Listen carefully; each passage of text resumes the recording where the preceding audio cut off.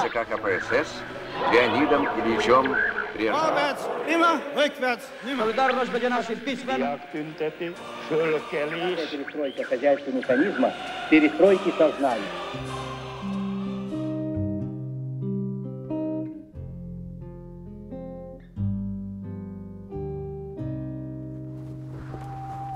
C'est la fin.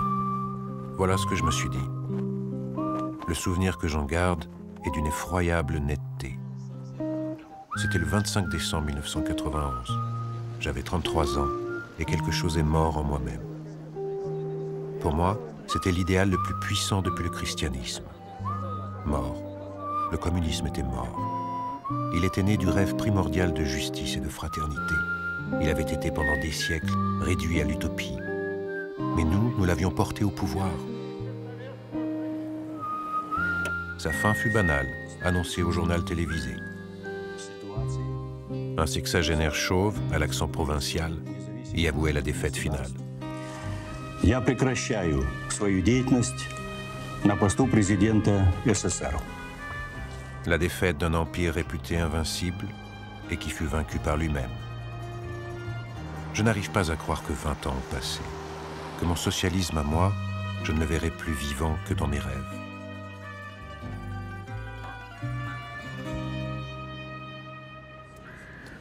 Mais au réveil, je ne me lamente pas. C'est mort, enterré à jamais, et c'est tout.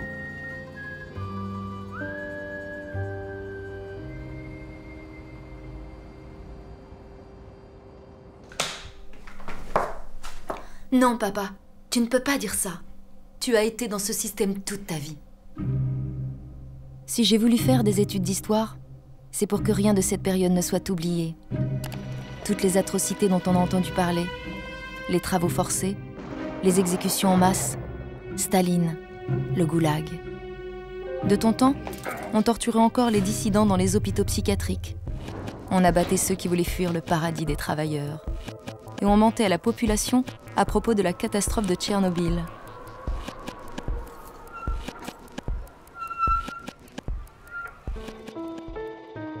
Tu n'étais pas souvent là quand j'étais petite, dans les années 80.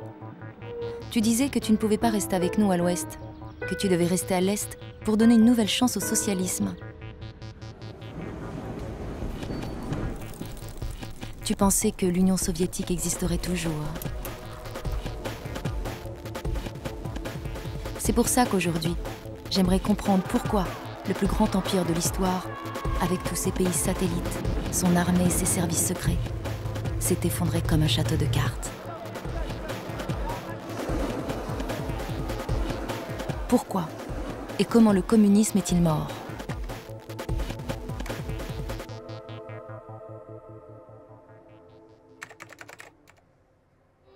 И никто не додумался просто встать на колени и сказать этим мальчикам, что в бездарной стране даже светлые подвиги — это только ступени. En 1989, chanter la faillite de notre pays déclenchait de véritables ovations, du moins dans les concerts. Cette chanson était dédiée à nos soldats morts en Afghanistan. Tous ceux qui avaient survécu étaient de retour le 15 février.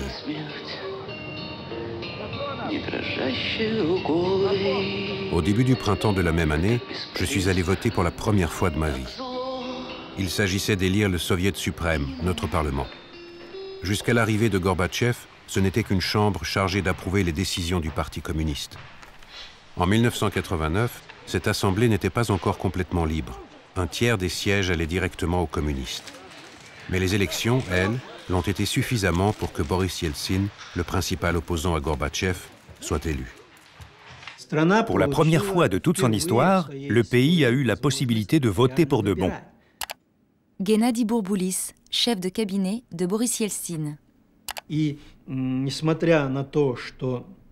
Malgré les quotas réservés aux partis et aux organisations sociales comme le Komsomol, etc., on lui a dit Mikhail Sergueyevitch, n'hésitons pas. Organisons des élections libres. Le pouvoir aura une légitimité différente. Ce sera un nouveau genre de président. Un président élu solidairement par la majorité du peuple soviétique. Pendant longtemps, Gorbatchev est resté très populaire, mais sans jamais être élu. Alors que s'il avait organisé des élections, il les aurait sûrement gagnées et ça aurait donné une légitimité démocratique au super-État communiste. Sans parler de la victoire personnelle. Bref, quoi qu'il en soit, Gorbatchev n'a jamais osé.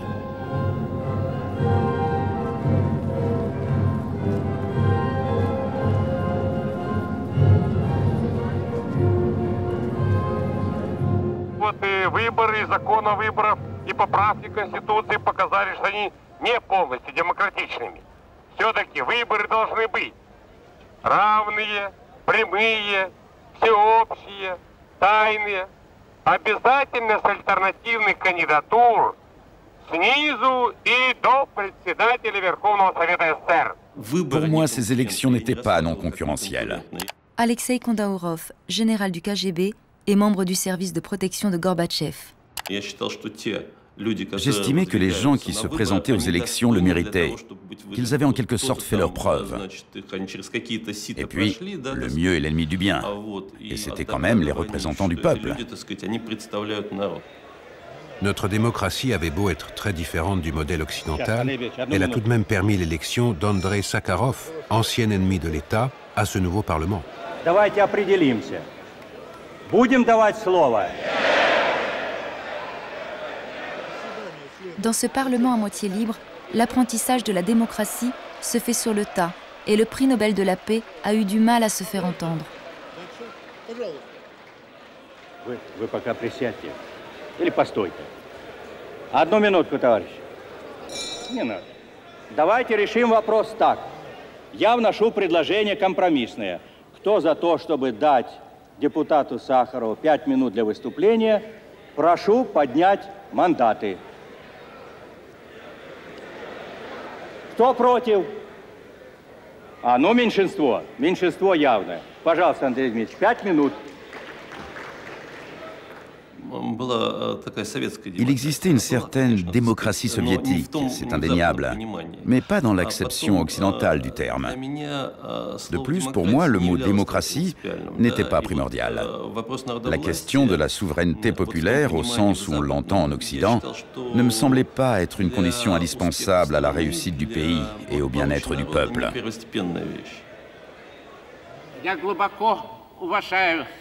Советскую армию, советского солдата, который защитил нашу Родину в Великой Отечественной войне. Но когда речь идет об афганской войне, речь идет о том, что сама война в Афганистане была преступной. И это преступление стоило жизни почти 1 миллиону афганцев. Против целого народа велась война на уничтожение. Этот страшный позор, который лежит на нашем руководстве, совершило этот акт агрессии. Так вот, что я выступал против введения советских войск в Афганистане, и за это был сослан в Горький. Certes, la liberté accordée par Gorbatchev n'est pas totale, mais peut-être correspond-elle à ce que notre société est alors capable d'accepter. Dans le pays, on considérait que Gorbatchev trahissait une position au profit d'une autre. Ça ne me semblait pas crucial qu'il instaure la liberté de la presse, la glasnost et les élections libres. Tout ça ne comptait pas pour moi. Qu'il n'arrive pas à redresser l'économie, ça oui, c'était important. Et je voyais d'un mauvais œil le fait qu'il renonce à notre position dans le monde. Il n'a pas réussi à relever le pays et il n'a pas su maintenir le statu quo qui régnait en Europe. Был в Европе.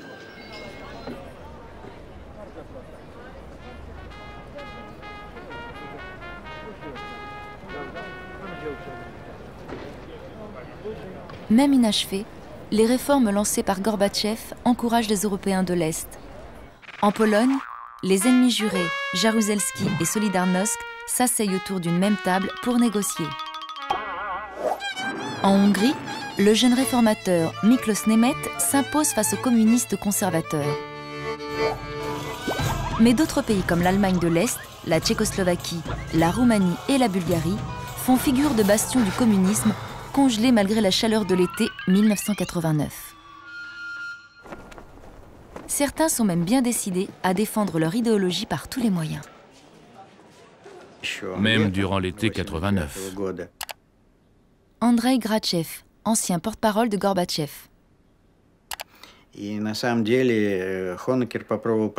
En réalité, Honecker a tenté d'inclure cette question à l'ordre du jour du dernier sommet du pacte de Varsovie à Bucarest. Et il n'était pas uniquement question de serrer la vis aux Hongrois, mais aussi aux Polonais. Car en Pologne, à l'époque, après les élections autorisées par Jaruzelski en accord avec Gorbatchev, un premier gouvernement anticommuniste était sur le point de se former, avec Jaruzelski comme président. Et Honecker, de même que Ceausescu, qui s'était pourtant opposé à l'invasion de 1968, ont tenté de persuader leurs collègues du pacte de Varsovie. Ils voulaient qu'une mesure semblable soit prise contre la Pologne, c'est-à-dire qu'on envoie l'armée défendre le socialisme.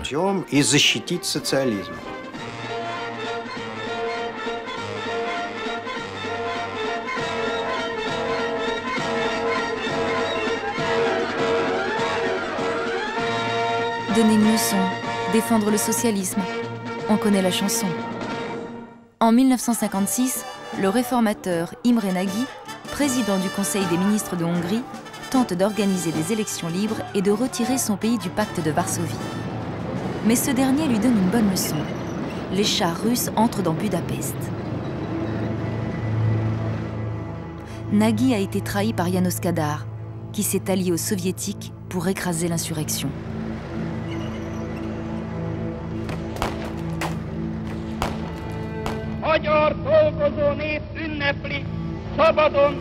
Imre Nagy sera arrêté et exécuté 2 ans plus tard.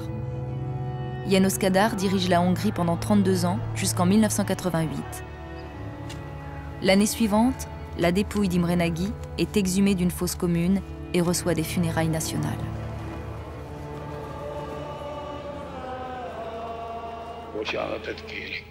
Én akkor azt mondtam, egész pontosan, békés diáktüntetés, fölkelés, fegyvertelen emberek pogrom alapján meg.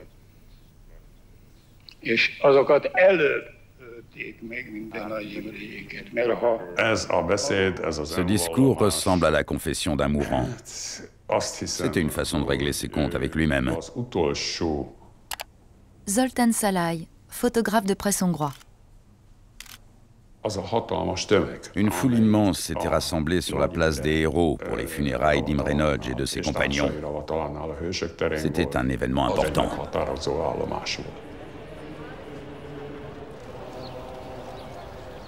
Nagy Imre,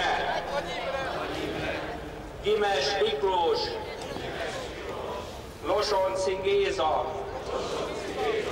és több száz kivégzett. Le jour où on a assisté aux obsèques d'Imre Nagy le 16 juin 1989 sur la place des Héros à Budapest, les membres de la milice ouvrière étaient encore armés. András Szegfű, ancien spécialiste de l'opinion publique pour la chaîne nationale hongroise. On était une centaine de milliers, ou du moins plusieurs dizaines de milliers. J'étais là, au milieu de tous ces gens, et j'avais des picotements dans la nuque, la sensation horrible qu'on allait se faire tirer dans le dos. Un de ces vieux communistes purs et durs allait péter les plombs, se dire que la contre-révolution était en marche et qu'un vrai communiste devait tirer.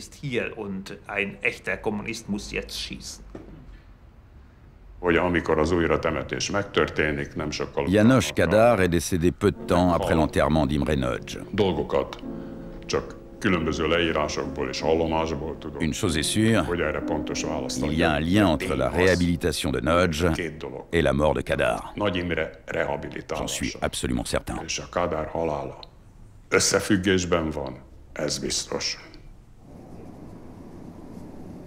C'est la fin d'une époque.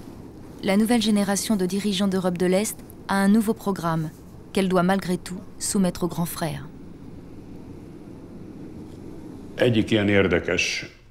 Miklos Németh a été invité à Moscou pour une réunion officielle.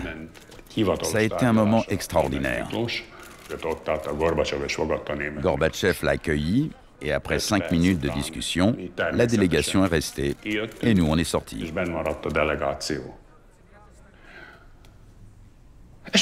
Et puis, on a attendu. Il était prévu que la réunion entre Gorbatchev et Miklos Németh ne dure pas plus de 20 minutes. Mais ils se sont entretenus pendant plus d'1 heure et demie.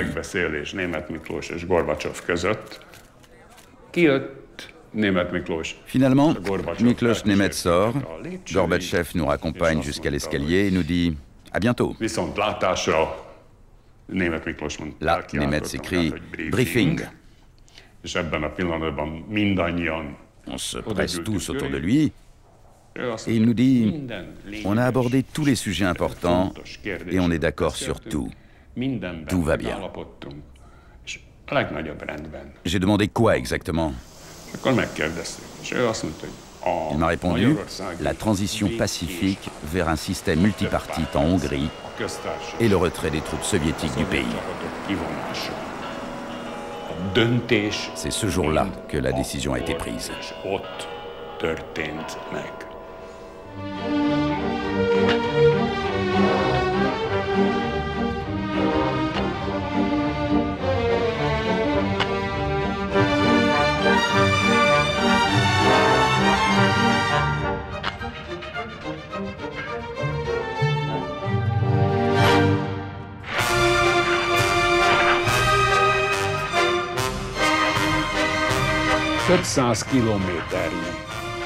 On a démantelé des centaines de kilomètres de clôtures barbelées et de systèmes d'alarme.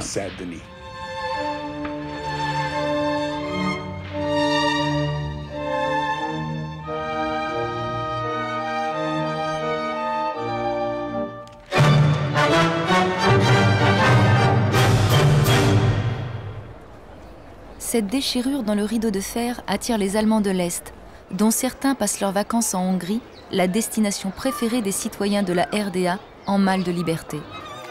Quelques-uns franchissent la frontière verte, désormais ouverte avec l'Autriche, et la nouvelle se répand comme une traînée de poudre.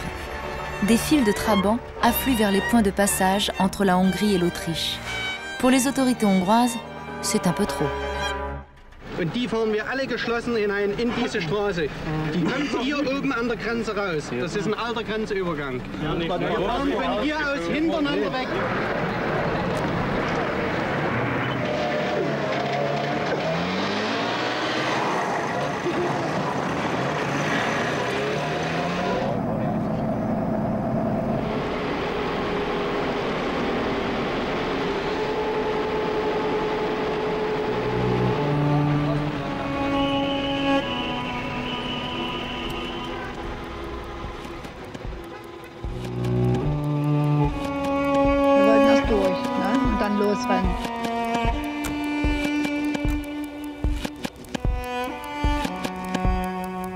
Zeichen, Autos stehen lassen und zu Fuß weiter. Wir haben uns mit weißen Fahnen Zeichen gegeben, dass wir nicht aufeinander fahren. Raus aus den Autos und los Richtung Schrägfeldweg. Wir sind gerannt, vielleicht 1,2 Kilometer sind wir erstmal gerannt, kleine Kinder mit und alles. Und die haben hinter uns geschossen. Wir haben nicht uns umgedreht, wir haben nur gesagt, auch unser, der das auch ein bisschen organisiert hat, zusammenhalten, Kinder in die Mitte.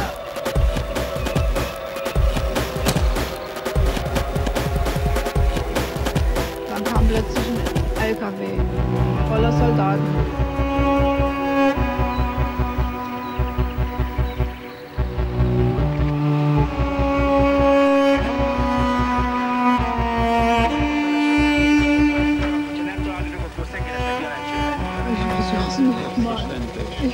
Wir würden das auch jederzeit wieder. Wir müssen jetzt erstmal Kräfte sammeln und wir wollen noch einen Versuch starten.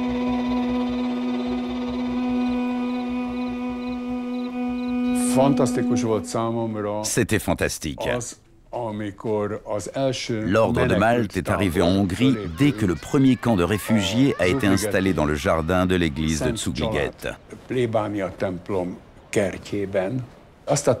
Ensuite, le campement n'a pas cessé de s'étendre.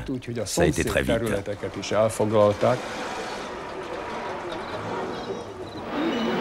Das sind die Malteserzelte. Die sind nummeriert. Da oben sind die privaten, wie Sie sehen. Da ist noch Möglichkeit Camping. Und unweit von hier in der Parallelstraße gibt es nochmal ein Grundstück, wo wir weitere Zelte aufstellen können. Il a fallu travailler dur et négocier pied à pied pour arriver à une solution. Parce que tous ces gens devaient transiter par un pays tiers, l'Autriche, pour arriver en Allemagne de l'Ouest.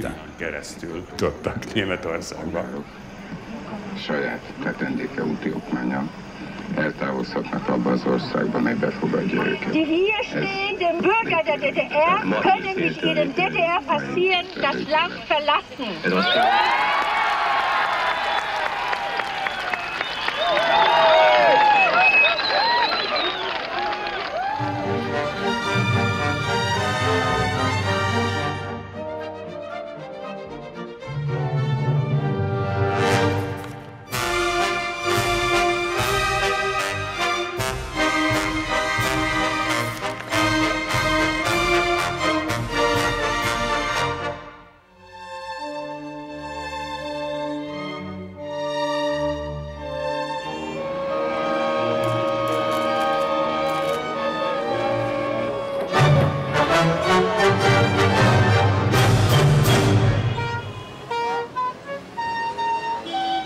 Les autorités de RDA parviennent à interdire à leurs citoyens de se rendre en Hongrie.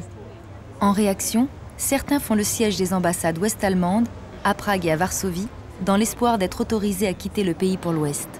Et en plein cœur de Berlin, la foule envahit l'ambassade des États-Unis.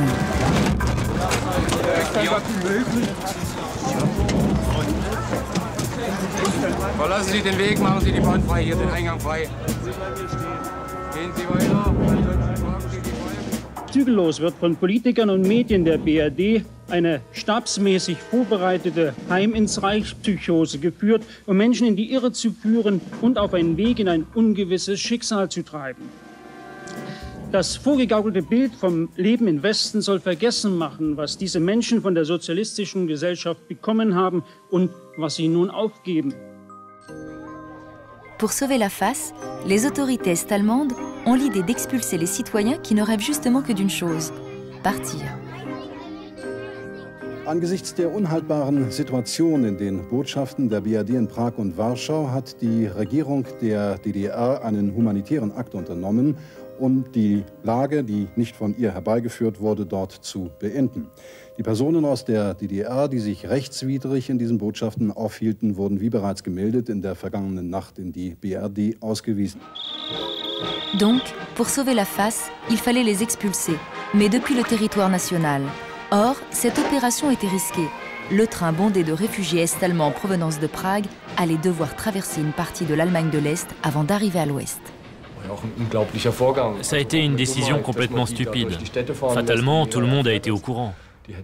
Il aurait très bien pu passer par la République tchèque pour arriver directement en Allemagne de l'Ouest. Quand le train en provenance de Prague est arrivé en gare de Dresde, c'était l'ébullition. La ville grouillait de policiers. Et devant la gare, on avait l'impression que c'était la guerre. La police avait bouclé les portes parce que les gens voulaient entrer dans la gare.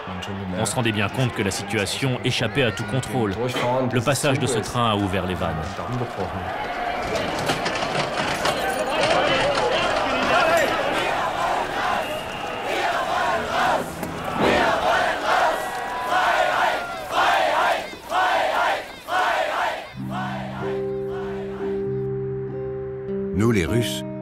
pas de Russie de l'Ouest, une alternative géographique similaire à l'Allemagne de l'Ouest qui aurait séduit les citoyens mécontents pour des raisons politiques et économiques. Alors la plupart des soviétiques n'ont pas bougé, mettant leurs espoirs dans la glasnost et la perestroïka pendant encore un bon moment.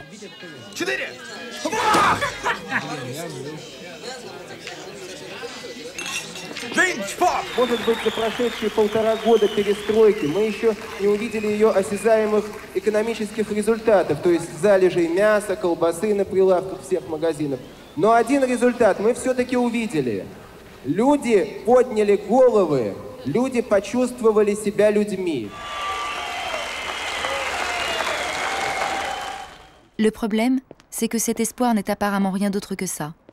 Un espoir qui ne semble pas près de se réaliser. Доброе утро! Я снова здесь, мне ничего не надо, у меня все есть. Я гуляю по кухне, гордым видом и имею основание считать себя сытым, да, сытый. А это не голодный, ничего у меня нет. Все, что угодно, открываю холодильник и во взгляде колбасы я чувствую уверенность в том, что я сыт, и я сыт. Сыт, погон,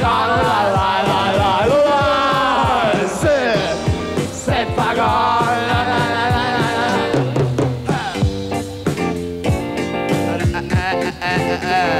I write a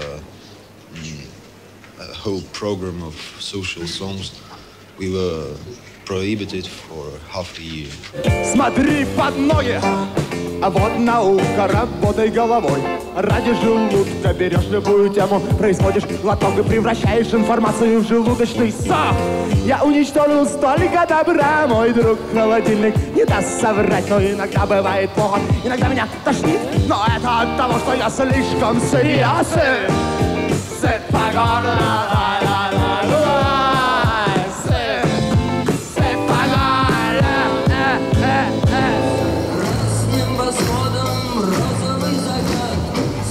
Les rockers de la glasnost ne se contentent pas de chanter.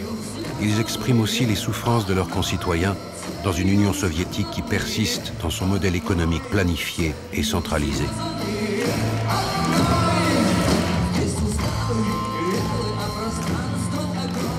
Des grèves et des manifestations inspirées de Solidarnosc gagnent l'Union soviétique. Представьте, на шахтера на месяц 200 грамм масла. Ну как можно работать? 200 грамм мыла. 200 грамм мыла. На квартал. Жаль, что вы... Да, ну, собственно, люди знают, какие шахтеры выходят грязные из шахты. И одного куска мыла хватает один раз помыться. Mais ici, impossible de rejeter la faute sur un grand frère. Les travailleurs soviétiques sont tiraillés entre leur patriotisme et leur propre intérêt économique. Мы не враги перестройки, мы за перестройку. Мы страну не оставим, мы сразу приступим к работе, как только выполнят наши требования. Сразу. И будем работать столько, сколько надо. Мы дали телеграмму в Верховный Совет на имя Михаила Сергеевича с просьбой прислать сюда министра угольной промышленности. До сих пор мы не получили ни ответа оттуда, ни привета. Se pourrait-il que Mikhail Sergeyevitch, surnommé Gorby, n'ait pas répondu aux mineurs parce qu'il devait prendre un avion pour aller assister aux cérémonies du 40e anniversaire de la RDA en octobre 1989? Was werden Sie mit dem Herrn Gorbatschow besprechen? Das möchte ich gerne wissen, ja? Gorbatchev a longtemps hésité avant d'aller au 40e anniversaire de la RDA. Il n'avait pas envie de voir Honecker, avec qui il avait de très mauvaises relations. Il ne voulait pas y aller, mais en même temps, il ne pouvait pas ne pas y aller, car à ses yeux, il aurait insulté le pays tout entier. La seule chose qu'il s'est autorisé à faire, ça a été de se servir de ce voyage pour accélérer la chute politique de Necker.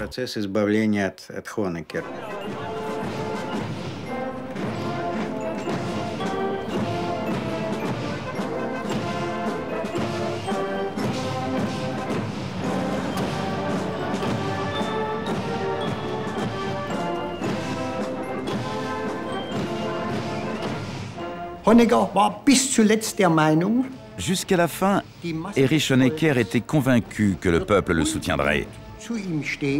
Il a refusé d'admettre la situation. Ça a été particulièrement flagrant le 7 octobre. noch deutlich gemerkt. Man hat Au bureau politique, on s'était dit, on va fêter cet anniversaire. Gorbatchev va venir et il approuvera les performances de la RDA. On n'en espérait pas plus. C'était suffisant pour stabiliser la situation en Allemagne de l'Est.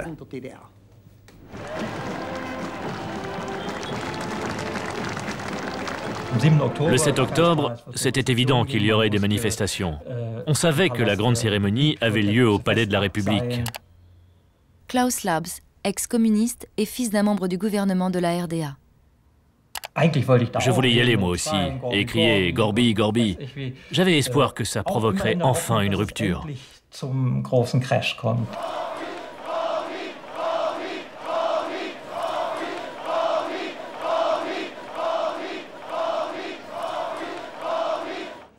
Приходило слышать и такой призыв. Пусть СССР устранит Берлинскую стену. Прежде всего, нашим западным партнерам следует исходить из того, что вопросы, касающиеся ГДР, решаются не в Москве, а в Берлине. Sa politique de la glasnost, qui veut dire transparence, nous plaisait. Mais ça faisait des années que j'attendais qu'il parle de Katyn. Et puis un jour, il a reconnu que tous les membres du Politburo avaient approuvé le massacre de ces Polonais.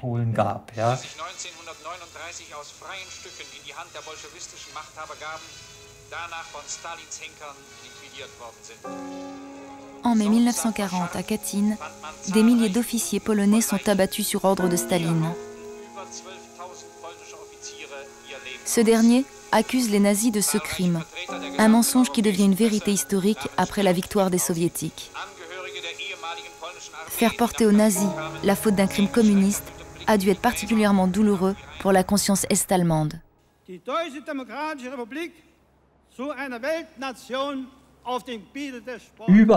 Déjà, au jardin d'enfants, on me demandait « Tu es le fils du secrétaire d'État Labs ?» Oui, c'est moi. La cassure décisive entre lui et moi a eu lieu lors d'une discussion un soir à table. La plupart du temps, il avait toujours le dernier mot. Je n'avais plus qu'un seul argument à lui opposer et je lui ai dit « Et Katyn ?» Il s'est mis à hurler. « Ne commence pas avec cette propagande orchestrée par Goebbels !» Pourtant, à cette époque, il aurait dû et pu connaître la vérité. Moi, je savais que ce n'était pas de la propagande de Goebbels. C'était absurde. C'est le genre de choses que je ne pouvais pas supporter.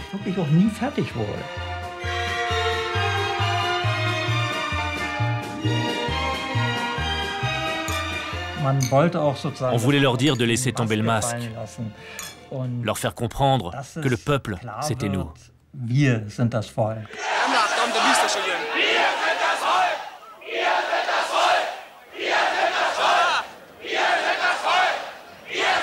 Sie zurück!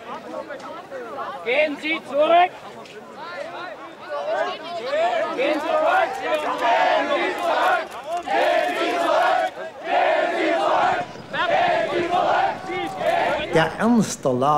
Beaucoup étaient conscients de la gravité de la situation.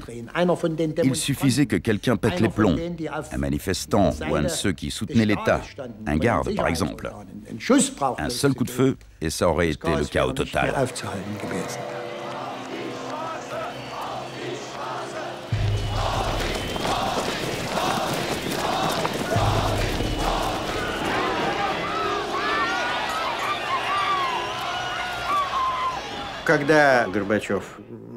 Pendant la célébration du 40e anniversaire de la RDA, Gorbatchev et les autres se tenaient aux côtés de Necker sur la tribune.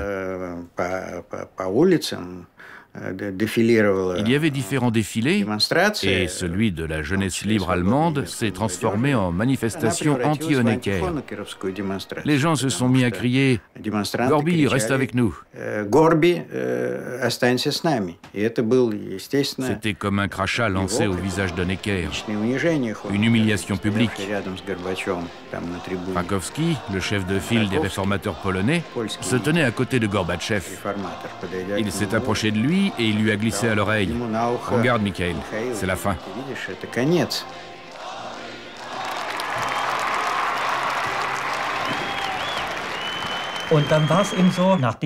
On a acclamé Gorbatchev, puis on a été refoulé loin du palais de la République et de l'Alexanderplatz.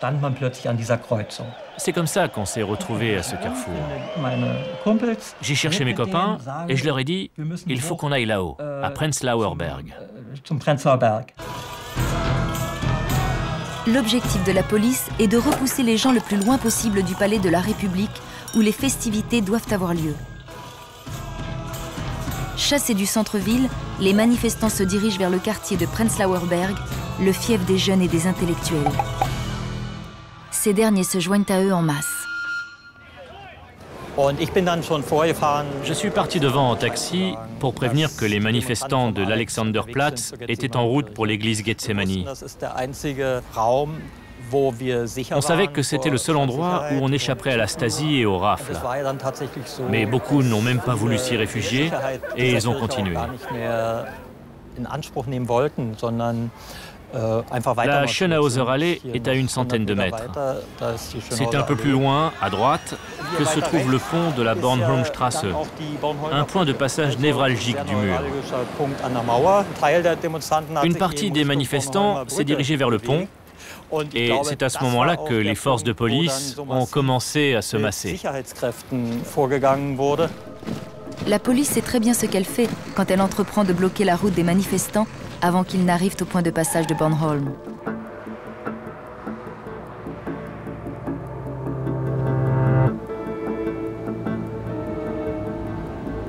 Ce pont au-dessus du mur était le point faible du rempart communiste érigé contre l'Ouest. Et c'est justement ici que cette frontière infranchissable a commencé à céder. Il y a eu un moment inoubliable, quand plusieurs centaines de personnes qui s'étaient retrouvées encerclées ont entonné l'Internationale. J'en ai encore la chair de poule quand j'y repense. C'était la manifestation de résistance la plus radicale possible.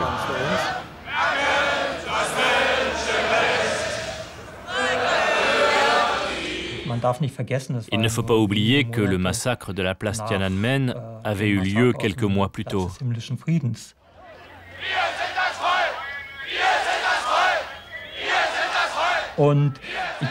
me suis approché de l'officier qui commandait les opérations d'encerclement et je lui ai demandé « Vous voulez vraiment que ça finisse comme sur la place Tiananmen à Pékin ?» Il a juste claqué des doigts et ses sbires se sont jetés sur moi avec des matraques et m'ont assommé.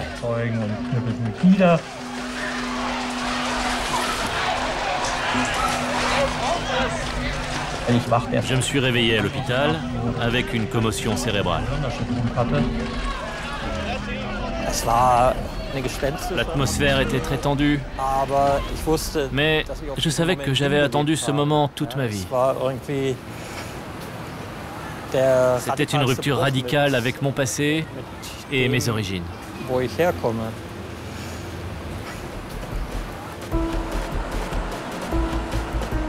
Tu étais là pendant toute cette période.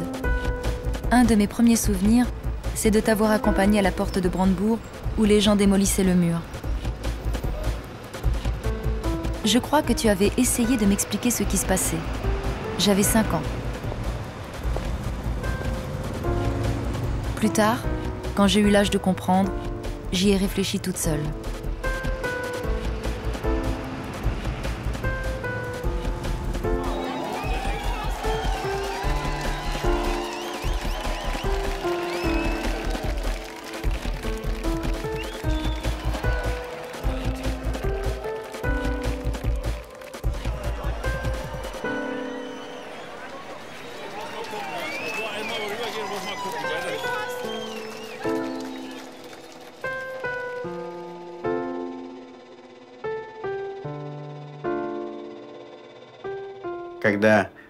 Quand le mur est tombé, Gorbatchev en a été informé dans la nuit. Il était heureux que ça se soit produit sans que l'Union soviétique l'ait décidé, comme ça avait été le cas lors de sa construction.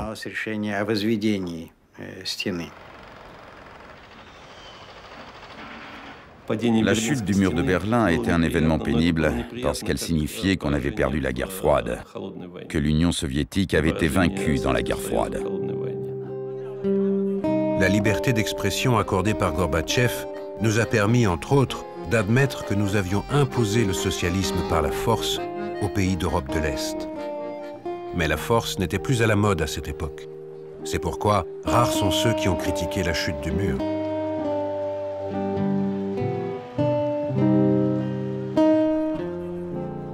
De toutes celles qui ont eu lieu cette année-là, c'est la révolution tchèque dont j'ai été le plus jaloux. Elle était née dans les théâtres et les débats intellectuels.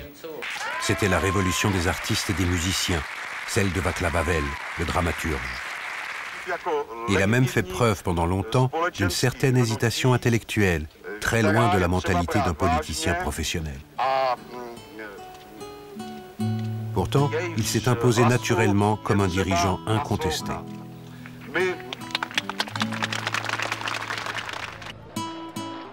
Il y avait une continuité historique et politique. Alexander Dubček, réformateur et premier secrétaire du Parti communiste au moment du printemps de Prague, se tient aux côtés du nouveau dirigeant non communiste, Václav Havel. Šápou na prameni ve vývoji této země byla skupina stalinistů, kteří spiknuti s Brežněvem připravovali okupaci naší země.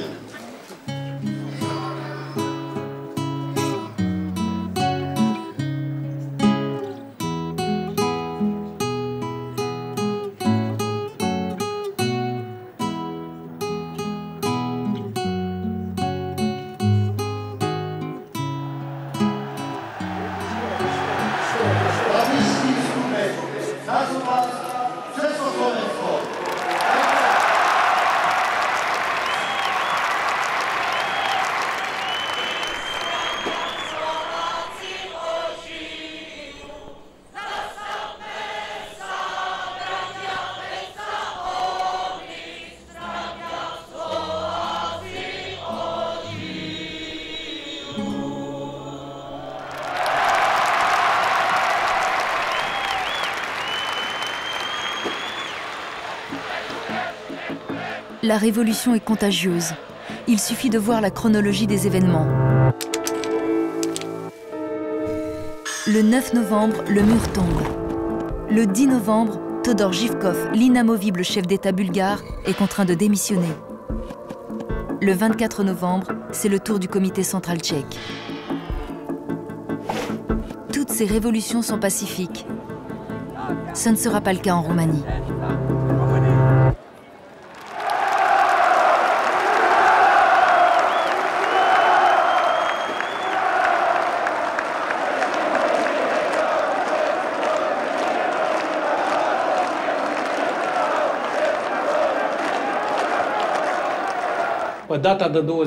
Le 21, quand on est arrivé au boulot, on nous a dit « Inutile de vous changer, on va tous au rassemblement ». 3 ouvriers de l'usine de locomotives de Bucarest racontent les événements du 21 décembre. Arrivé sur l'esplanade, chaque organisation affiliée au parti a pris sa place. Chaque organisation correspondait à une entreprise. Tout le monde était en rang, l'un derrière l'autre. Moi, par exemple, j'étais dans le dernier.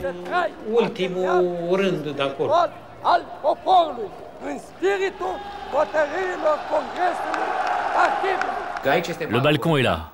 Et tout autour, la foule rassemblée pour l'applaudir. À l'époque, Paul Kosigian fait des études de cinéma à Bucarest. 2 bus sont arrivés. Des jeunes en sont descendus et ont commencé à se rapprocher de la foule. Et puis tout d'un coup, comme au rugby, ils se sont mis à pousser les gens par derrière, à bousculer la dernière rangée.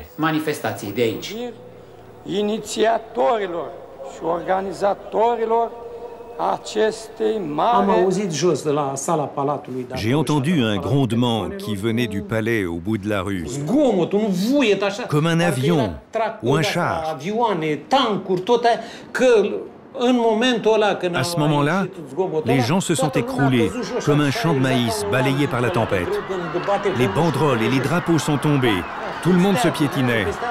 La foule a commencé à courir. Certains avaient perdu leurs chaussures, leurs vêtements. Les gens escaladaient les barrières pour s'enfuir.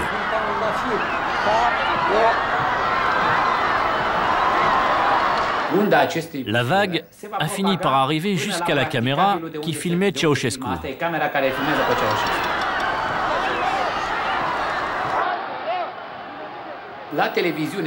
Le discours était retransmis à la télé. Et de chez moi, j'ai compris que c'était l'étincelle.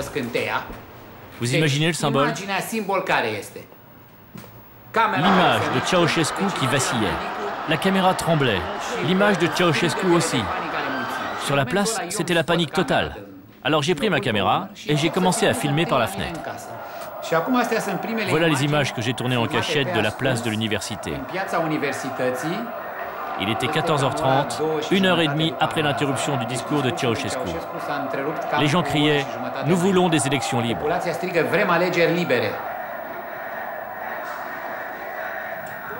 C'était la première fois que j'entendais ça. J'en avais la chair de poule en filmant.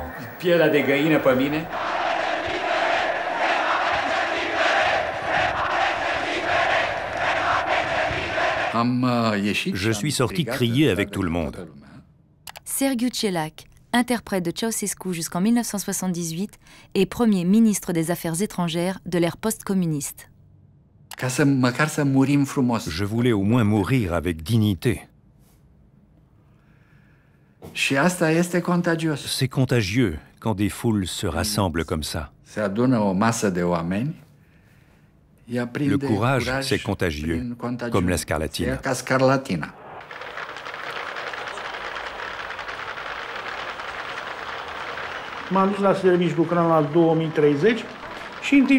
Soudain, des coups de feu ont éclaté depuis les maisons et l'usine de blindés. J'ai eu peur et j'ai décidé de rentrer chez moi. Je suis allé chercher ma femme qui travaillait dans la même usine. Et j'ai dit à un collègue, viens à la maison, on va manger, boire de la vodka et regarder ce qui se passe à la télé. Il m'a répondu, non, je veux y aller. Il est parti et il s'est fait tuer.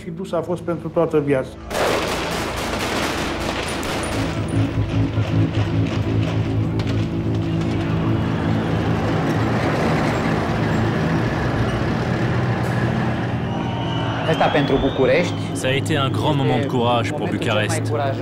Parce que le 21 décembre, les manifestants ignoraient complètement ce qui allait se passer. Personne, moi le premier, ne se doutait que Ceausescu s'enfuirait.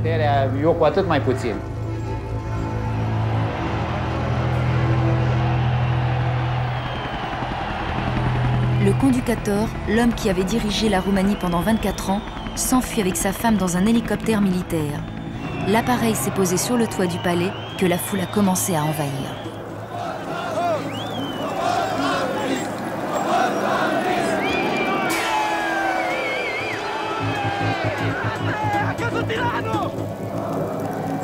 Mais sa fuite s'avère une erreur fatale. Moins de 2 jours plus tard, les époux Ceausescu sont livrés aux militaires. L'histoire de leur arrestation est gâchée par le fait que le pilote de l'hélicoptère et l'officier qui les ont arrêtés meurent tous les deux dans des circonstances suspectes peu après l'exécution du couple.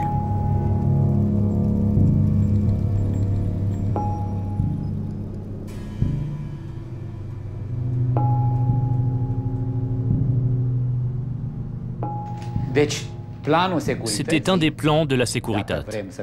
Si on veut continuer à tirer les ficelles dans ce pays et garder le pouvoir, il faut cacher que le renversement de Ceausescu a été provoqué par une révolution populaire spontanée. De notre point de vue, celui des gens ordinaires, c'était une révolution. Mais si on examine les événements avec un regard extérieur, on s'aperçoit qu'on a été des marionnettes, qu'on a participé sans le savoir à une mise en scène, à une grande pièce de théâtre.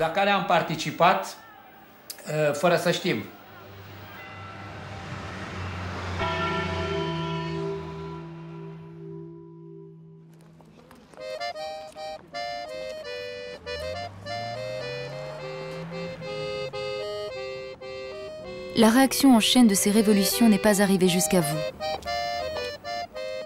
Pourtant, le gouvernement soviétique paraît incapable d'enrayer l'effondrement économique du pays et commence à perdre le contrôle des républiques de l'Union.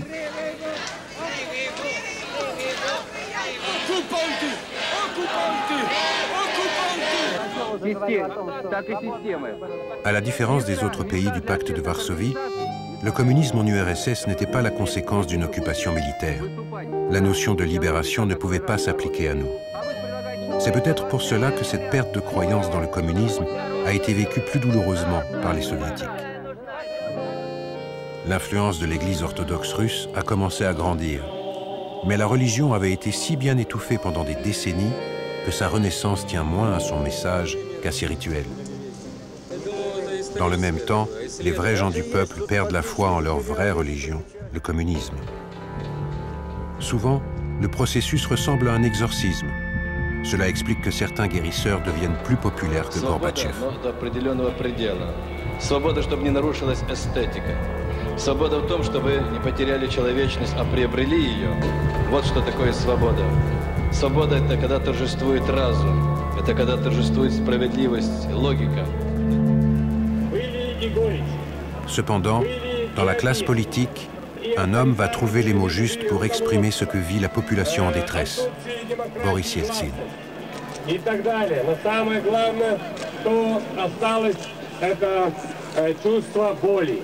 Чувство боли за потерянных людей и чувство боли за то, что мы растеряли по дороге, пока шли с 17-го года вот эти 71 с лишним год. Если это чувство боли будет присутствовать в каждом из нас, в сердце каждого из нас, если это чувство боли будет присутствовать, тогда не будут приниматься законы, которые противоречат интересам народа. Tandis que Yeltsin accuse la révolution communiste de 1917 d'être la source de tous nos ennuis, Gorbatchev continue de suivre les rituels communistes. Comparé à son rival, ce n'est plus lui le progressiste. Malgré tout, le simple fait d'avoir initié des réformes est suffisamment impressionnant pour que 4 ans plus tard, beaucoup continuent de croire en lui, à commencer par moi. Mais le nombre de ses fidèles ne cesse de diminuer. Gorbatchev allait-il être dépassé par les événements et par son propre peuple?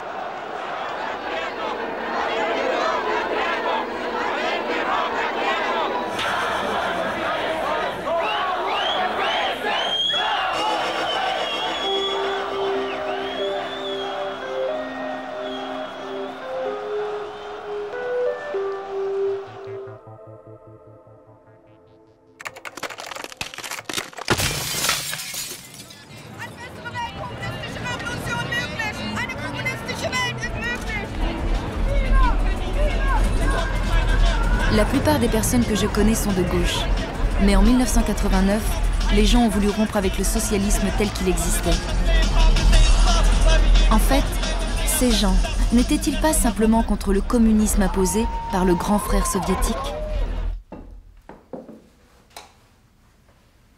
Mais en URSS, la patrie du communisme, est-ce que le socialisme de Gorbatchev, désormais libéré du fardeau de ces pays satellites récalcitrants, avait encore une chance en 1989?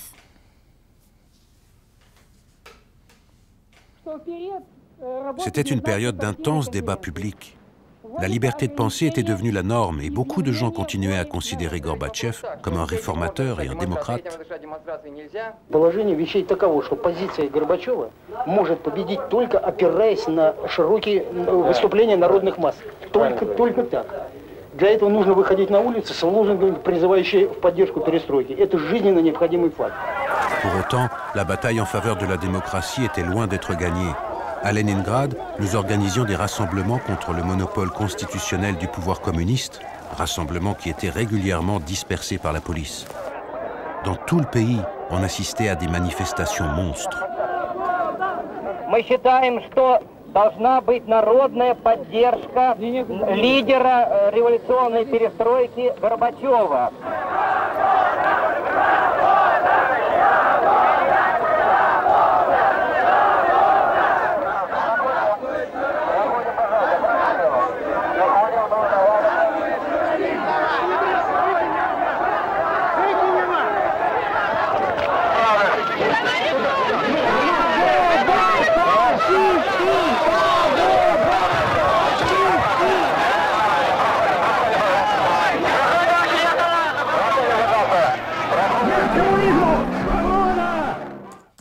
Je ne comprends pas. Gorbatchev est un réformateur, un démocrate, et le dirigeant du pays. Donc pourquoi est-ce que la police intervient pour empêcher les rassemblements en sa faveur et déchire les slogans pro-démocratie? Est-ce que cette contradiction aurait à voir avec la personnalité même de Gorbatchev? Pourquoi Gorbatchev s'est-il battu toute sa vie? Même encore à l'heure actuelle. Yuri Afanassiev, historien.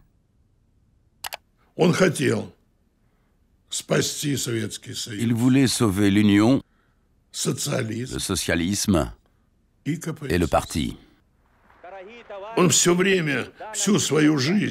sa vie, il s'est battu avec acharnement pour maintenir en vie ces trois vaches sacrées. Elles ont crevé toutes les trois. Et en plus, c'est lui, Gorbatchev, qu'on accuse de les avoir fait crever. Durant l'hiver 1990, la Lituanie déclare son indépendance, tandis que l'Azerbaïdjan et le Tadjikistan sont à feu et à sang. En janvier, on assiste à des pogroms anti-arméniens dans la capitale de l'Azerbaïdjan, Bakou. Ces pogroms vont durer une semaine entière, et lorsque l'armée soviétique intervient, ce sont des civils, en majorité azerbaïdjanais, qui seront blessés ou tués.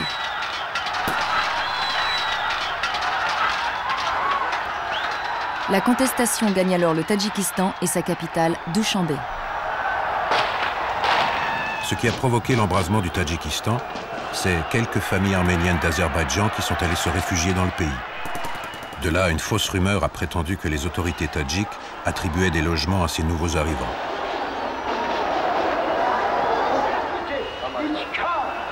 Dans ce climat de tension interethnique, le pouvoir soviétique et le parti communiste sont accusés d'être incapables de gérer les flambées nationalistes. On assiste alors à des défections en masse au sein du parti.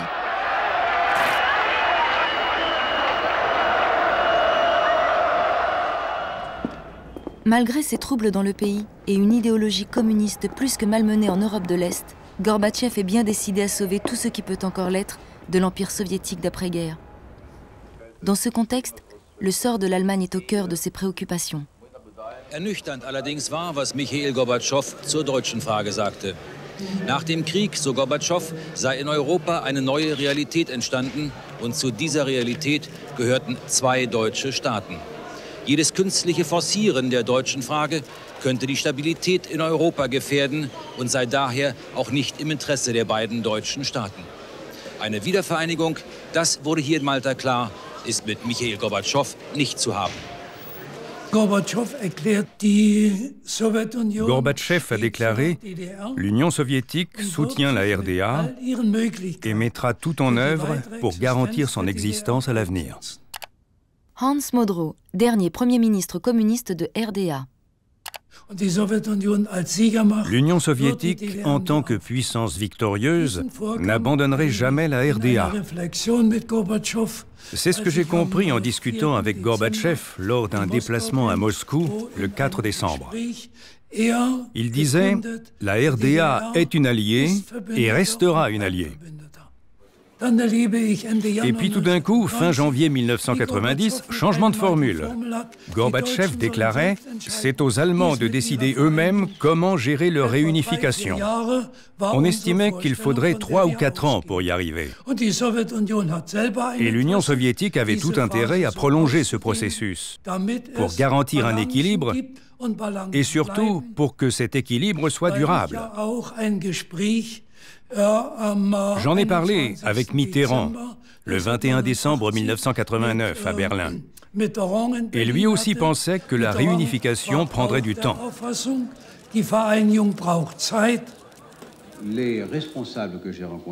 Von den Verantwortlichen, mit denen ich mich getroffen habe, sowohl Mitgliedern der Regierungskoalition als auch der Opposition, hat niemand mir gesagt, dass er eine sofortige Vereinigung wünscht.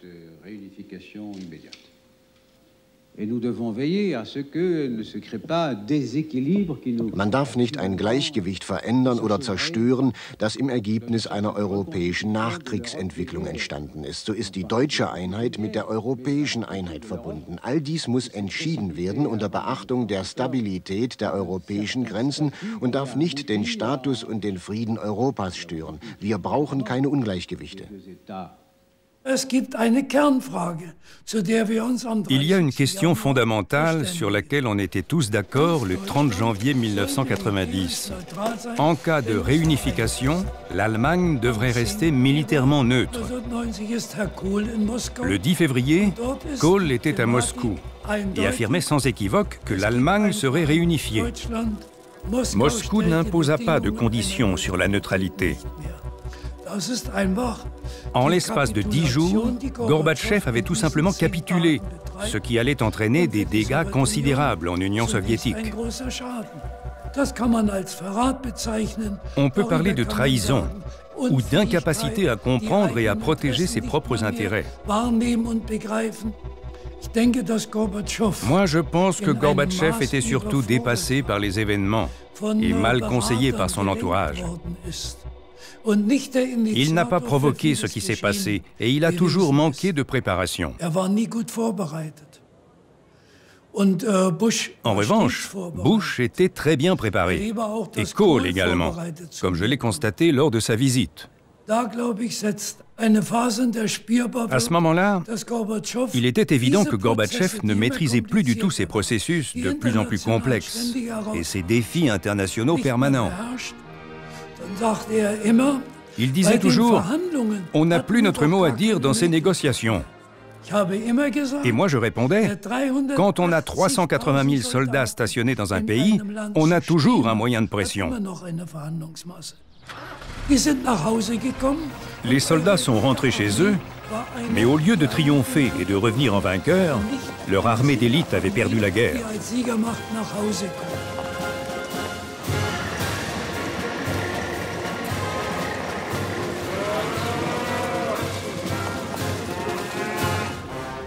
Les uns après les autres, les anciens alliés de l'URSS sont libérés de la présence des troupes soviétiques. En 1990, l'armée rouge quitte la Hongrie. En février de la même année, le retrait de 75 000 hommes commence en Tchécoslovaquie.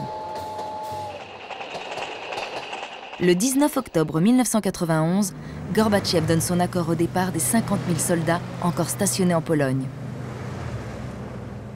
Le retrait du plus gros contingent soviétique, celui de l'ex-RDA, débute en janvier 1991. C'est la fin du pacte de Varsovie. Non seulement l'URSS retire ses troupes d'Europe de l'Est, mais ses anciens alliés changent également de camp et rejoignent l'OTAN, l'ennemi juré de la guerre froide.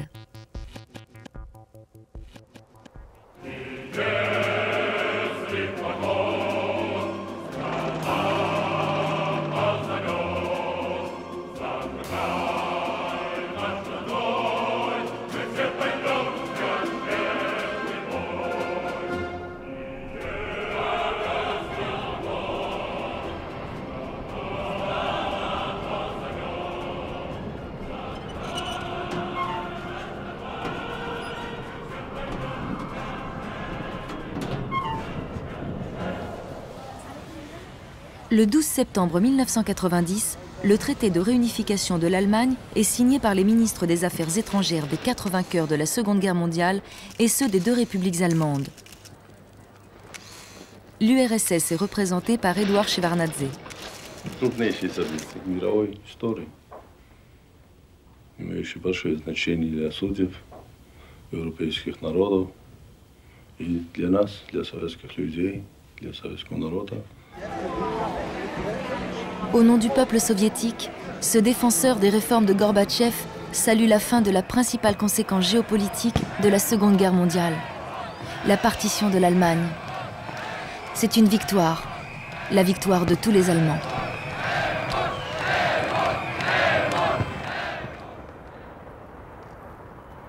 Et comment tu as pris ça, toi, en tant que citoyen d'un pays extrêmement fier de sa victoire sur l'Allemagne ? Aujourd'hui, beaucoup de Russes pensent que Gorbatchev a trahi les intérêts soviétiques. Le fait qu'il ait abandonné les trophées de la Seconde Guerre mondiale et qu'il ait laissé l'Allemagne se réunifier sous l'égide de l'Ouest apparaît rétrospectivement comme choquant.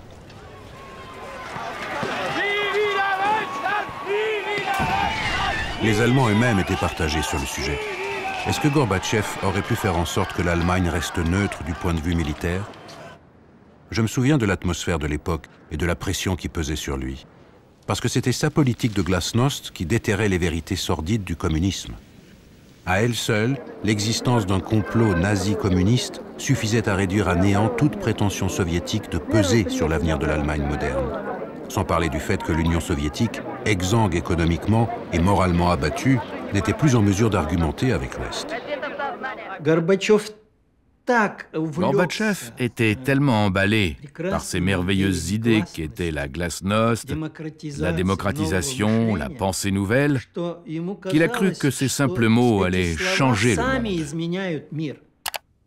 Gennady Bourboulis, bras droit de Boris Yeltsin. Yeltsin, sur ce plan-là, est son contraire absolu. Pour lui, le seul moyen de changer le monde, c'est d'agir concrètement. Et c'est lui, la personnalité historique et politique, qui a pris la responsabilité de passer à l'acte. Я твердо обещаю вам не жалеть ни здоровья, ни времени, столько, сколько понадобится для того, чтобы нам выйти из этого кризисного состояния и все-таки повести Россию к лучшим временам. Я на съезде поведу наступательную политику и конструктивную. Это самое главное. Не надо столкнуть этот ржавый большой маховик, его надо повернуть немножко. Он бы пошел потом как большой медведь, он бы потом сам пошел. Он как бы сам стал эту ржавчину, которая у него на зубьях, он бы своей силой стал ее чистить. Понимаете? Но надо было вот эту дать первоначальную, так сказать, энергию. Кто хочет нам подсунуть, что он владеет искусством, в один раз все решит сразу, и что если бы он был у власти, уже бы страна процветала, а сейчас хотят этот recept России подсунуть, так сказать, стране не удалось, тут хотят подсунуть. Я вам прямо скажу, это политические мошенники. On devine aisément à qui Gorbatchev pensait en parlant des escrocs qui promettaient monts et merveilles aux Russes. За хорошего человека. За Ельцин.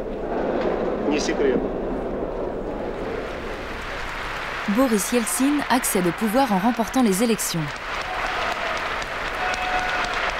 Il devient ainsi président de Russie, la plus grande des 15 républiques de l'Union.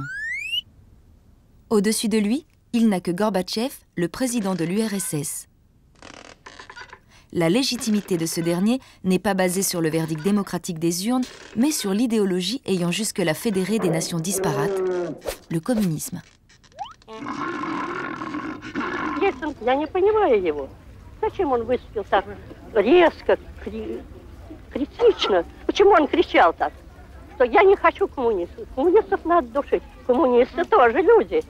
Что касается Ельцина, то... Yeltsin détestait le communisme, mais il aspirait à devenir numéro 1. Et il a compris qu'il n'y arriverait pas sans l'effondrement de la structure fédérale. Car sans elle, il n'y avait plus de Gorbatchev. Souvent accusé de trahir l'Empire soviétique, Gorbatchev faisait en réalité tout son possible pour le sauver de gens comme Yeltsin. Это же надо все нам воспринимать и чувствовать себя не тем, что с нас начинается история, а тем, что 1000 лет позади. И русский народ много отдал для того, чтобы на этих обширных просторах были объединены в семье этой федерации столько народов, и которые вышли на арену в виде могучего государства. Да у нас всех россиян это в генах лежит и запрограммировано. Dans son combat passionné pour défendre l'Union, Gorbatchev semble prêt à aller loin, très loin. Comme ce sera le cas en Lituanie, la première république a déclaré son indépendance.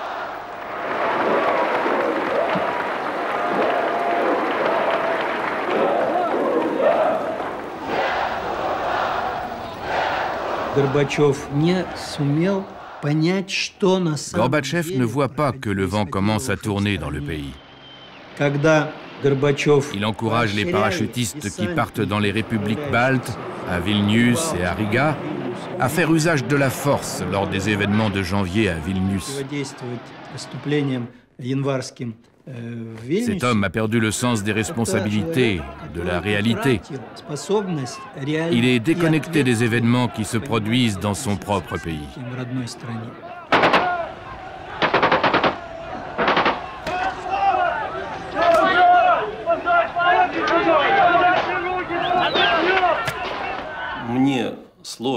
Ayant moi-même fait partie de cette machine d'État, j'ai du mal à croire que Gorbatchev n'était pas au courant de ce qui se passait en Lituanie.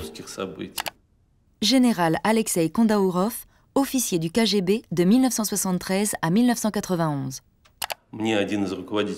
Un des directeurs du KGB de l'époque m'a dit que Gorbatchev lui avait donné l'ordre d'étudier la possibilité d'une intervention des forces spéciales dans les pays baltes, et notamment en Lituanie.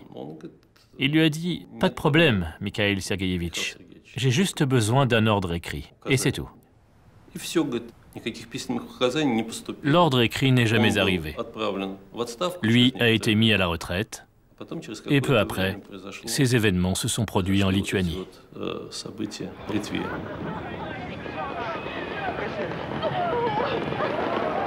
Le président lituanien Vytautas Landsbergis plaide alors sa cause auprès de l'état-major de Gorbatchev.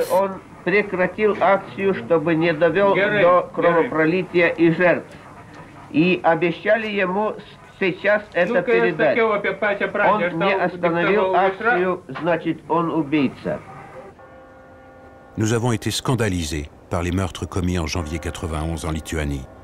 C'était l'époque où les Russes exprimaient leur solidarité avec les peuples victimes des exactions de notre armée. Le massacre de Vilnius a provoqué l'un des plus grands rassemblements anti-gouvernementaux de ces dernières décennies. La volonté d'indépendance des républiques baltes n'était pas un vain mot. Ce qui était autrefois la limite administrative du district militaire de Leningrad est subitement devenu une frontière nationale fermée. En dépit de son morcellement, l'Union soviétique n'a pas disparu, sans doute en raison de sa taille et des habitudes de la population. Le 17 mars 1991, 185 millions de citoyens soviétiques sont appelés aux urnes pour dire s'ils veulent, oui ou non, vivre dans une Union soviétique réformée. У нас невозможно быть грозным. Только единством можно будет победить и добиться успеха. Поэтому я считаю только да. А сегодняшний референдум – это же верный путь к тому, чтобы республики никогда не получили самостоятельности. Поэтому я туда просто не ходил. Как вы ответили на вопрос в бюллетене, да или нет? Вроде. Ну, я полагаю, что для меня это просто вопрос чисто нравственный. Иначе говоря, я должна как бы высказать свое отношение к позиции, скажем, грузин и прибалтов, которые хотят получить суверенитет. И мой долг великорусов дать им такую возможность. Я за советскую власть. Против Союза. Почему? Ну, я считаю, что каждая республика сама должна определяться. Le jour même, malgré toutes les interdictions, on a manifesté sous la statue de Yuri Dolgorouki, en face de l'actuelle mairie. On avait des panneaux qui appelaient les gens à boycotter le référendum.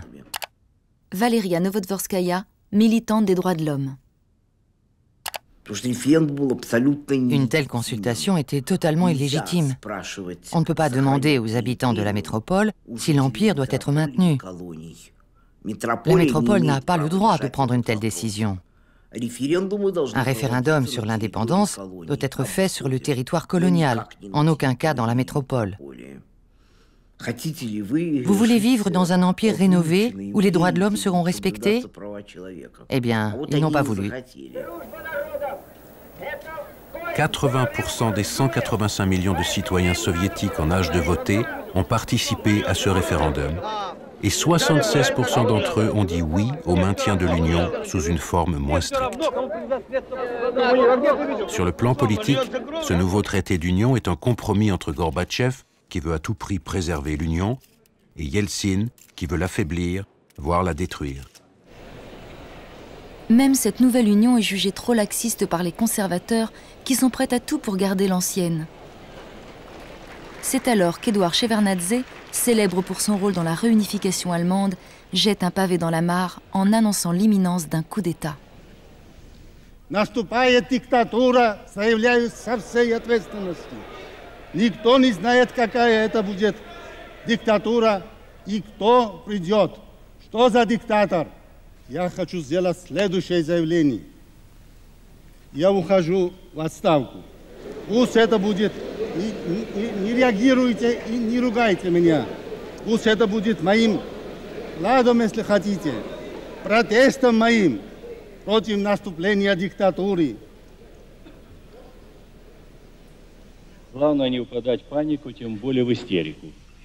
Поэтому такой поступок товарища Шеварднадзе, как он сделал, и не посоветовавшись с президентом, я лично осуждаю. Я, как президент, сегодня не располагаю информацией, а я ею располагаю довольно обширной, такой, которая подтверждала, что где-то кто-то уготовил нам уже хунту или какую-то, так сказать, другую, подобную этой хунте, диктатуру и так далее. Нет, такой я информацией не располагаю. Non seulement Gorbatchev ignore la mise en garde de Shevardnadze, mais il nomme vice-président l'ultra-conservateur Геннадий Янаев.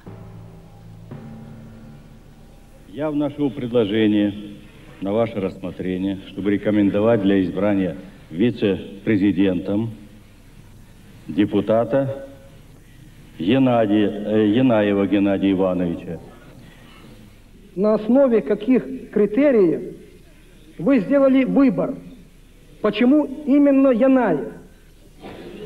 Я ценю у товарищей Янаеве умение вести диалог, общение, слушать других, и это его сильная сторона. Причем готов сказать, что завтра потребуются какие-то превходящие обстоятельства, появляются, и товарищ Янаев будет уверенно вести дело. En défendant Yanayev, Gorbatchev se place clairement du côté des conservateurs. Свои последние надежды советские люди возлагают на способность руководства страны действовать уверенно и отвести угрозу экономического краха и политического хаоса. Они не хотели никакого... Ils ne voulaient pas entendre parler de nouvelle union. 20 августа мы должны были... Le 20 août, on devait signer le traité. Новый союзный договор. Il était prêt et paraphé de notre main, le 20 août. Et le 19, à 6 heures du matin, on passait le lac des Cygnes à la télé. Et le pays entier était plongé dans la confusion.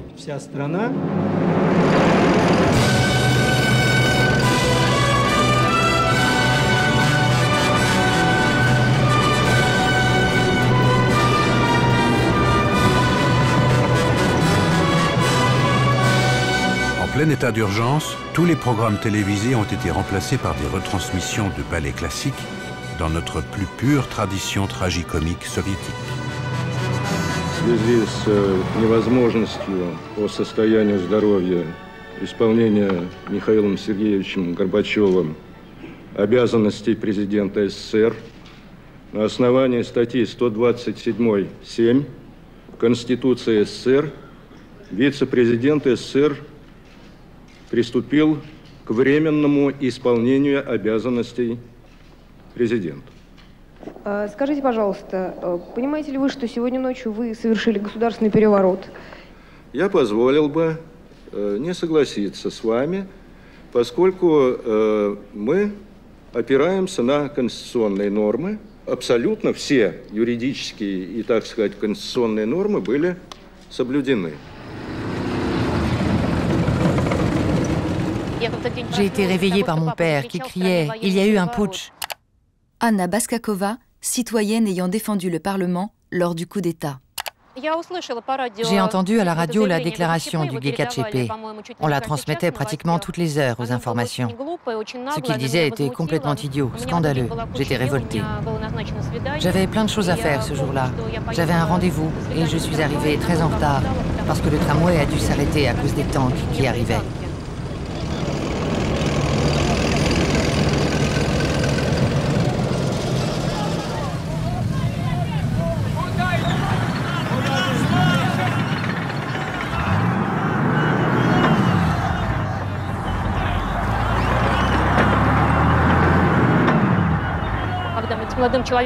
On est rentré chez moi et on a écouté Radio Russie. C'était la seule station indépendante. Ils appelaient à protéger la Maison Blanche et on y est allé par curiosité pour voir ce qui se passait. C'est comme ça que je me suis retrouvée à défendre la Maison Blanche. C'était totalement inattendu pour moi. C'est depuis la Maison Blanche que Boris Yeltsin, le président de Russie, va organiser la résistance. On se disait que s'il prenait la Maison Blanche, le dernier bastion démocratique, Gorbatchev ne pourrait pas revenir de Foros, et ce serait la fin de la démocratie. Михаил Сергеевич Горбачев находится сейчас на отдыхе и лечении в Крыму. Действительно, за эти годы он очень устал, и требуется какое-то время для того, чтобы он поправил свое здоровье. Donc Gorbatchev est retenu à Foros en Crimée par Yanayev, l'auteur du putsch. Pourtant, ce dernier est le protégé de Gorbatchev et son vice-président.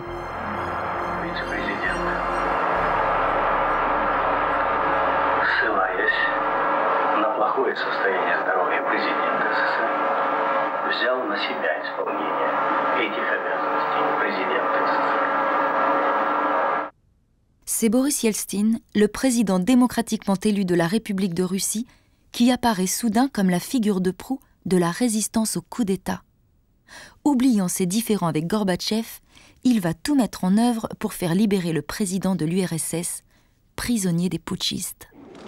Он отрезан полностью, все средства связи отрезаны. Только может он по приемнику принимать вот ваши зарубежные каналы. И только через средства западные, через ваши средства, которые там в Форосе он ловит, понимаете, можно обратиться, что мы хотим связи с ним. Les assistants sont venus lui dire « Boris Nikolaïevitch, il y a des tankistes qui sortent de leur char pour parler avec les gens. » Il a bondi. « Comment ça, ils parlent avec les gens ?»« Oui, ils sont en train de discuter avec eux. » J'y vais. Et là, je lui ai dit « Boris Nikolaïevitch, c'est impossible. On ne sait pas sur quel toit se cachent les snipers.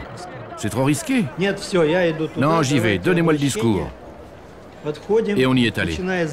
Il a grimpé sur un char et on l'a tous suivi.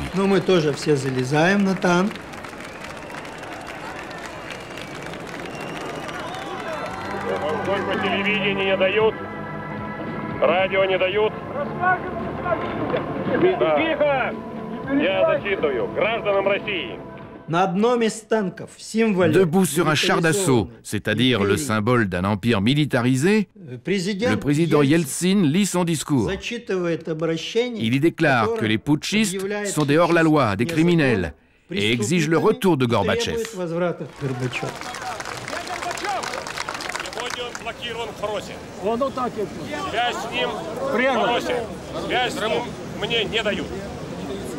Мы абсолютно уверены, что наши соотечественники не дадут утвердиться произволу и беззаконию, потерявших всякий стыд и совесть путчистов. Сколько бы не было танков, все-таки армия против народа не пойдет. Не пойдет.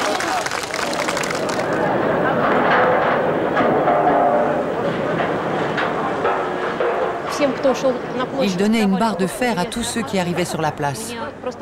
C'était hallucinant de voir ces filles en talons sauter par-dessus la clôture pour venir défendre la Maison Blanche. Il pleuvait. Les gens étaient assis et faisaient des feux. C'était assez pittoresque.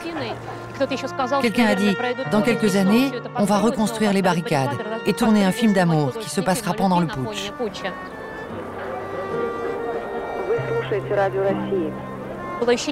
On pensait que l'assaut serait donné ce jour-là. J'avais très peur. Je me disais qu'on allait tous mourir, qu'il allait se passer la même chose que sur la place Tiananmen.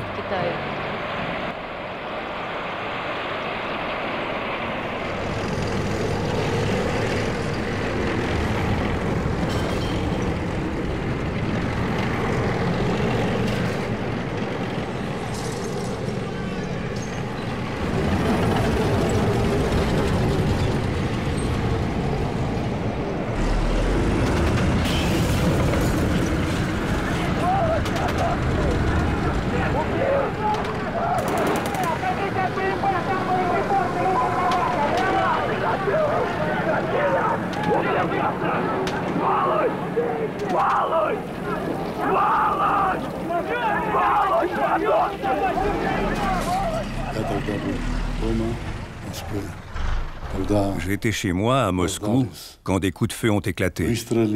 J'ai dit aux autres, c'est là-bas qu'on devrait être. Édouard Shevardnadze, ministre soviétique des Affaires étrangères. Le hall immense était rempli de gens. C'étaient des partisans de Yeltsin. Quand on est entré, ils m'ont reconnu et se sont mis à crier « Shevardnadze aussi est avec nous ». Yeltsin était déjà prêt. Je suis allé le voir, il m'a tendu un document et il m'a dit « Lis-le ». Je le signe ou pas? Il était écrit, à dater d'aujourd'hui, Yeltsin est le commandant en chef des forces déployées sur le territoire de la Russie. Signé Yeltsin. Je lui ai dit, signez immédiatement. Demain, il sera déjà trop tard. Et le camp de Yeltsin, tous ceux qui le soutenaient, militaires et autres, l'a finalement remporté.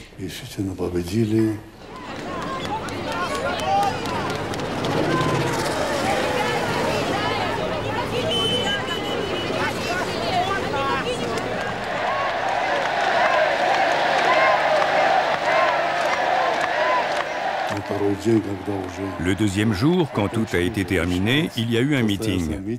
Yeltsin m'a demandé de prendre la parole. J'ai fait un beau discours. Товарищи, друзья, поздравляю с этой великой победой. Поздравляю с тем, что родилась новая страна, новая демократия. Да здравствует демократия, да здравствуют москвичи, да здравствует Россия!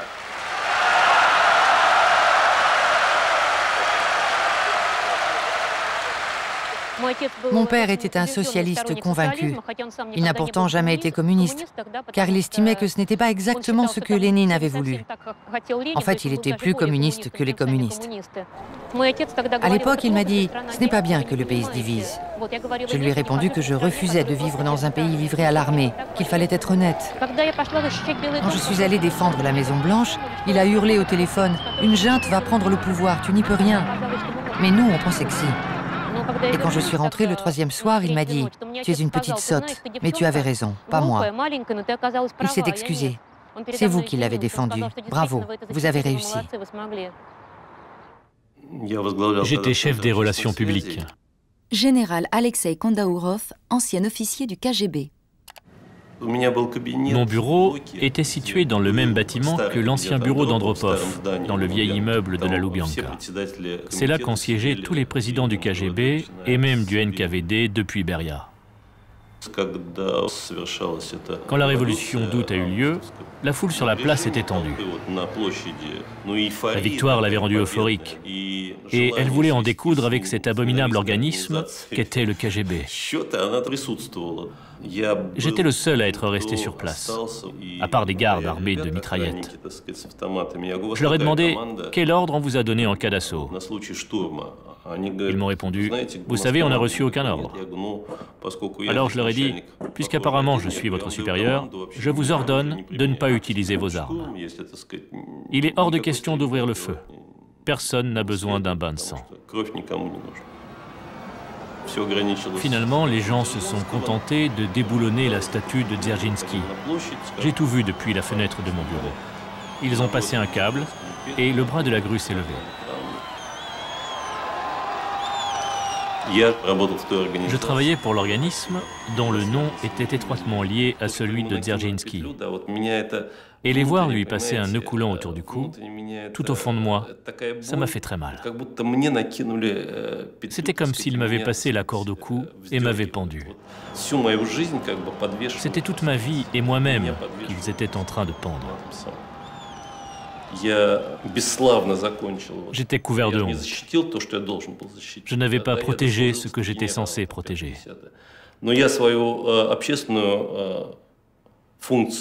J'avais peut-être le grade de général, mais je n'avais pas rempli le rôle social qui était le mien. Ni moi, ni personne de ma génération. Je n'avais pas la moindre idée de ce que l'avenir nous réservait. J'ignorais totalement ce que j'allais devenir. Après le 21 août, l'Union soviétique a cessé d'exister. Le 21, les putschistes ont été arrêtés et incarcérés à la prison de Matrosskaya Tichina. Et quand l'avion venant de Foros a atterri, on a assisté à un spectacle extraordinaire. Gorbatchev est apparu au public épuisé et avec un sourire confus. L'Union soviétique était morte et enterrée. Ce moment a signifié la mort de l'Union soviétique. Le coup était un pari grandiose. Tout a été misé sur la survie du communisme et tout a été perdu. Immédiatement après le putsch, 7 républiques ont quitté l'Union et à la fin de l'année 91, l'intégralité des 15 États membres était devenue indépendants. Ironie du sort, la République de Russie est l'une des premières à se déclarer indépendante de son propre empire. L'Union des républiques socialistes soviétiques n'est plus. Formé 7 ans après la Révolution d'octobre, le super-État communiste est mort au terme d'une longue agonie. Personne ne s'y attendait vraiment.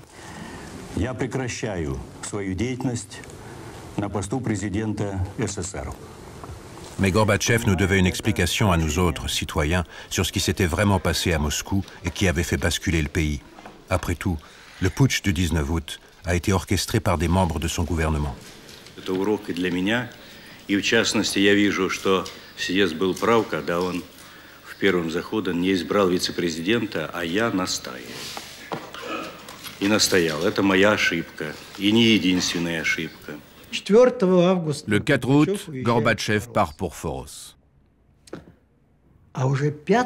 Et dès le 5 août, les putschistes se réunissent au B5, une des installations spéciales du KGB. Ils commencent à discuter de la préparation de l'état d'urgence. Ils mettent au point leur plan, décident de qui fera quoi, des différentes actions à mener, de ce qui doit être fait, quand, etc., etc. Du 5 au 18 août, ils font tout ce travail de préparation. Gorbatchev était-il au courant? Bien sûr.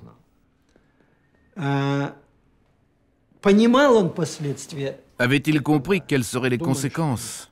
Je ne crois pas. Selon certains, il aurait dit « Allez-y, essayez ». Et il est sorti. Les putschistes sont allés le voir la veille et lui ont exposé leur idée. La rencontre m'a été racontée par des témoins oculaires.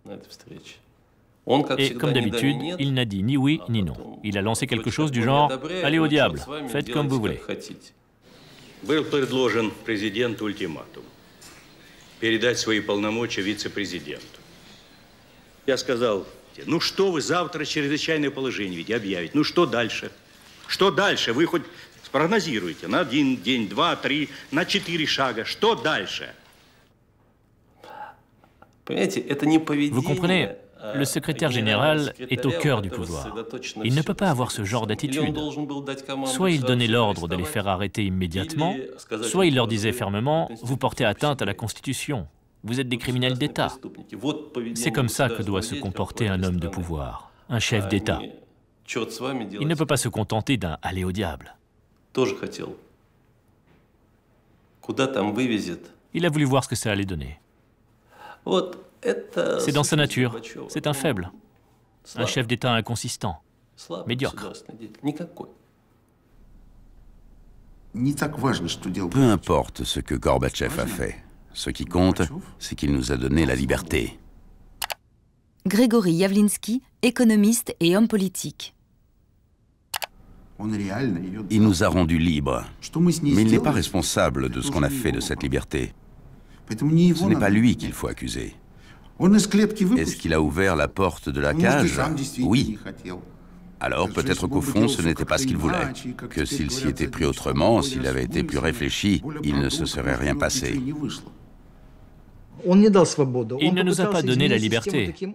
Il a tenté de changer le système pour le rendre plus stable, plus viable. Alexandre Podrabinek, militant des droits de l'homme. Il a tout fait pour que le pouvoir reste entre les mains du parti. Et il n'est arrivé à rien. Il a échoué, c'est tout. Maintenant, il peut bien raconter que ses intentions étaient louables, et il y en a peut-être qui le croient. Mais on ne me fera jamais croire que ce qu'il voulait pour le pays, c'était la démocratie, la liberté et les droits de l'homme. On ne me fera jamais avaler ça. Une question demeure en suspens. Les réformes de Gorbatchev devaient-elles sauver le système soviétique ou répondaient-elles à une vraie volonté démocratique? Gorbatchev était-il un réactionnaire à visage humain ou un idéaliste communiste?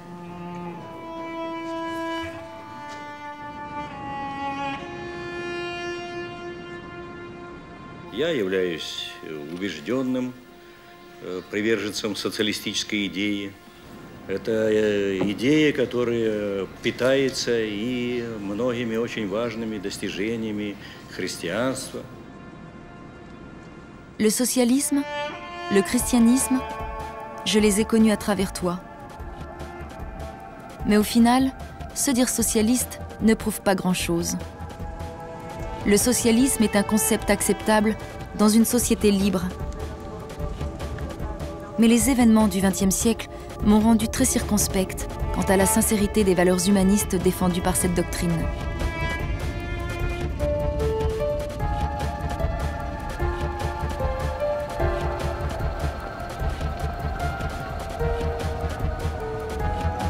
Est-ce être naïf que d'attendre de la sincérité de la part de ceux qui font l'histoire? Sans doute. Mais il est des moments dans l'histoire où on juge nos contemporains sur leur sincérité, en dépit de leurs erreurs.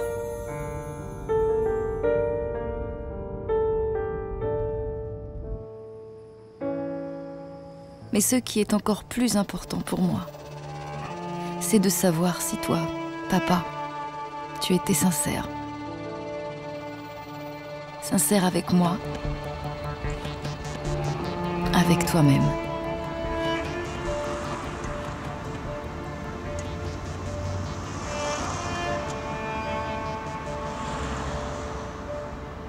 Pourrais-je jamais répondre à cette question?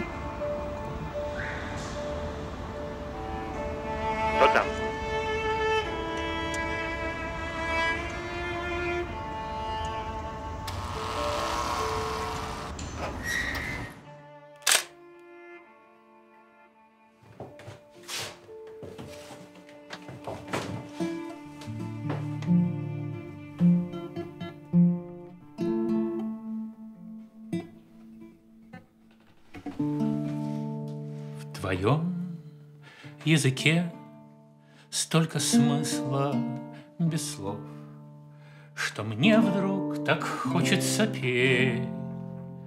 Я самый мечтательный из языков хотел безраздельно владеть. Проснувшись один в незнакомой стране, я лишь бормочу, как в бреду. Ты неповторимая эра, и мне тебя уже не отдадут. Блажен тот, кто смог безнадежно любить, но тот у чужбины в плену, кому всех любимых пришлось пережить, людей и родную страну.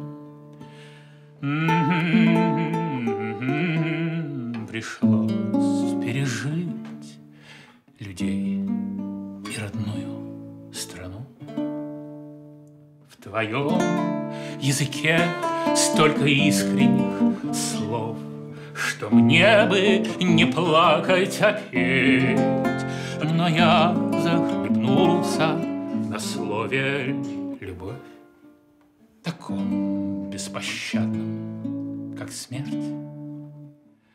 Но я захлебнулся на слове «любовь», таком беспощадном, как смерть.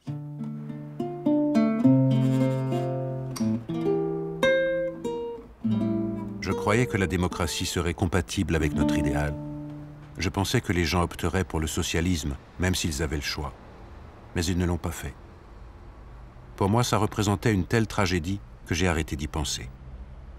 Mais je n'ai pas pu arrêter de penser à toi et à tout ce que j'avais sacrifié pour mes illusions. J'avais absolument besoin que tu me comprennes et que tu me pardonnes.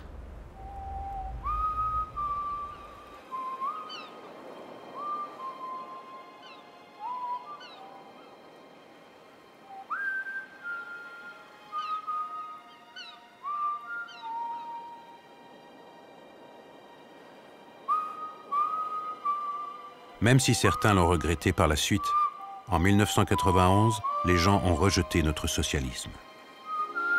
Ce faisant, ils sont allés à l'encontre de leur éducation, de leurs habitudes, de leurs valeurs, de leurs souvenirs et de tout ce à quoi ils tenaient. Il restait des soviétiques et des socialistes dans l'âme, mais ils ne supportaient plus qu'on les trompe et qu'on leur mente. Le point de départ de notre aventure avait été la foi en un idéal de fraternité et de justice. En chemin, chacun de nous avait évolué. En ce qui me concerne, la chose la plus importante et la plus déchirante que j'ai apprise, c'est qu'on ne peut pas imposer un idéal, si noble soit-il. Pourquoi? Parce qu'en fin de compte, aucun idéal ne peut faire le poids face à la liberté.